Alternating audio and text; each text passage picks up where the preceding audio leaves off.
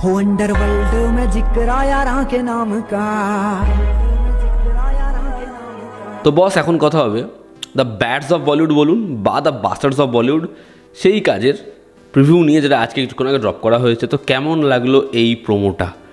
মানে ইন্ডিয়ান কোন সিরিজ এই লেভেলে প্রচার হয়েছে সেটা বস আমার মানে মনে পড়ছে না। এবং এই প্রোমোটা দেখার পরে 5 থেকে 6টা আমি দেখলাম। এই প্রোমোটা দেখার পরে এটা হেভি লেগেছে বা এটা ভালো লাগেনি এরকম রিয়াকশান আমার হয়নি, ঠিক আছে? তার কারণ হচ্ছে এই কাজটা এমনভাবেই যাচ্ছে যে তুমি এটাকে সিরিয়াস নিতেই পারবে না, এটা পুরো যেন খিল্লি হিসেবে যাচ্ছে।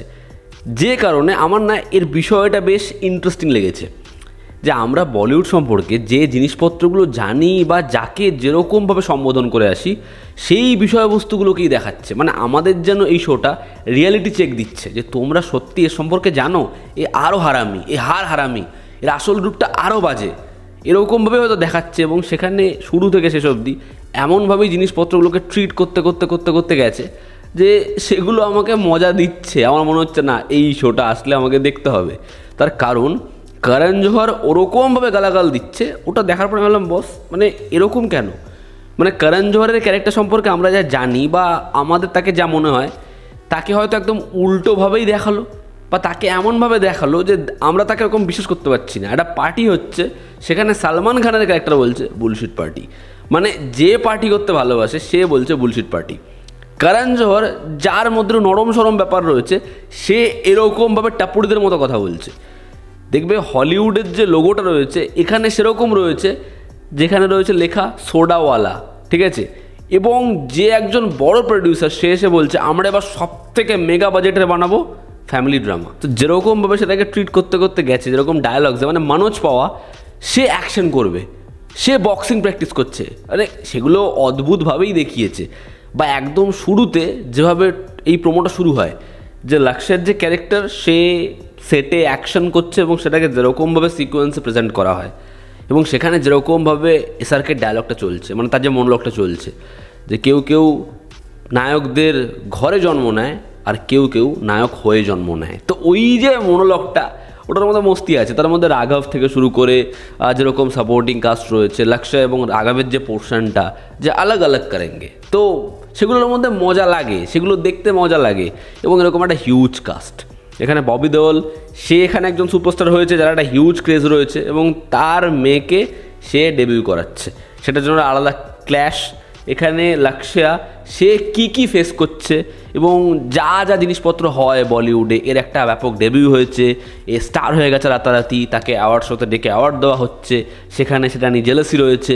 এবং একটা জিনিস ভাবুন, সে জেলে গেছে এবং বলছে আরে চিন্তা করো না, এর পরে তোমার পপুলারিটি আরও বেড়ে যাবে। তো ওভারঅল এই প্রোমোতে যেরকমভাবে জিনিসপত্রগুলো আসে সেগুলো আমাকে ইন্টারেস্টেড করতে পেরেছে এই শোটা দেখবার জন্য। এবং আমি বলে দিচ্ছি এই শোটা সিরিয়াস নেওয়ার কোনো জায়গাতে রাখবেই না পরিচালক। আমার মনে হচ্ছে শোটা এমনভাবেই আসবে যে আমাদের সে শোটা দেখে মনে হবে যে বস কী নোংরা খিল্লি করেছে, যেটা আমি আগেও বললাম। এবং হয়তো এমন বহু ট্রু ইনসিডেন্ট যেগুলো যখন সামনে এসেছিলো আমাদের সেগুলো দেখে খুব খারাপ লেগেছিলো বা সেগুলো পাবলিক ভীষণভাবে ক্রিটিসাইজ করেছে, সেগুলোকেও হয়তো এনে এমনভাবেই জিনিসপত্র করলো যে সেগুলো খুব খিল্লির হলো।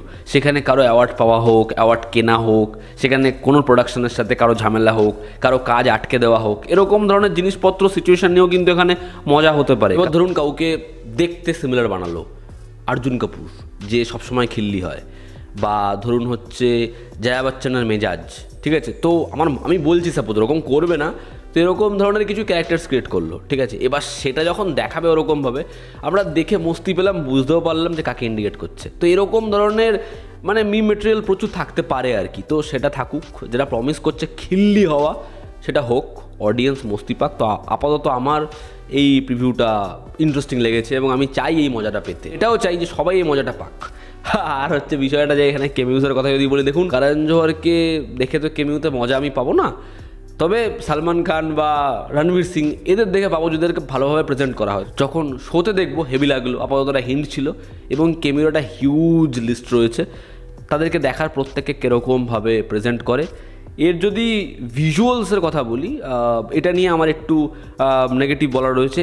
এর যে ওই গাড়ির চেস বা অ্যাকশন যেগুলো দেখানো যেরকমভাবে হচ্ছে, সেগুলো খুব যে হেভি লাগছে। মানে এটাও হতে পারে ট্রিটমেন্ট যে ভিএফএক্সটাকে তারা এমন রাখছে সেটার মধ্যে একটুখানি ওই লাউড ব্যাপারটা রাখার জন্য, বাট আমার ওই গাড়ির চেস ফেজের যে সিকোয়েন্সগুলো ওগুলো খুব বেশি ইমপ্রেসিভ মনে হচ্ছে না। এবার জানি না তারা ভিএফএক্স আরও বেটার করবে কিনা বা শো দেখার সময় সেগুলো নিয়ে আমাদের ইস্যু থাকবে কিনা, তার কারণ রেড চিলিজের থেকে বেটার ভিএফএক্স এখানে আর কে করবে। বাট সেই জায়গাগুলো যেমন কেন একটু মেকি মেকি লাগছে, দেখার সেটা কীরকম জায়গায় হয়। আর এই কাজটা যদি দেখতে বসি যে কাজটা কোথাও একটা গিয়ে একটা পয়েন্টের পরে সিরিয়াস হয়ে গেল বা ইমোশনাল জিনিসপত্র হচ্ছে, তাহলে আমি জানি না মানে সেটা কীরকমভাবে অডিয়েন্স রিয়াক্ট করবে। কারণ তারা প্রথম থেকে এমন প্রমিস করছে যে লাউড, ঠিক আছে, সব কিছু একটু বেশি হবে, একটু বেশি মশলা হবে। তো আমি তো বস ওরকম জিনিসপত্র মানে দেখতেই বসবো, যে কাইন্ড অফ প্যারোডি দেখছি, যে এমন জিনিসপত্র দেখছি স্টাফ এমন যে সেগুলো দেখে হাসবো, সেগুলো দেখে বলিউডকে এক্সপোজ করছে এরকম মনে হবে। কিন্তু যদি আবার দেখি যে একটু রিয়েলিস্টিক জোনে ঢুকে যাচ্ছে, তখন চাপ হয়ে যাবে। দেখার সেটা কীরকমভাবে হয়। বাট আপাতত এই প্রোমোটা ইন্টারেস্টিং, দেখার কাজটা কেমন হয়। তো এই ছিল আমার ওপিনিয়ন। তোমরা যারা দেখেছো তোমাদের কি ওপিনিয়ন জানিও। জনতা আমাদের পাশে আছে। আবার দেখা হচ্ছে, টেক কেয়ার।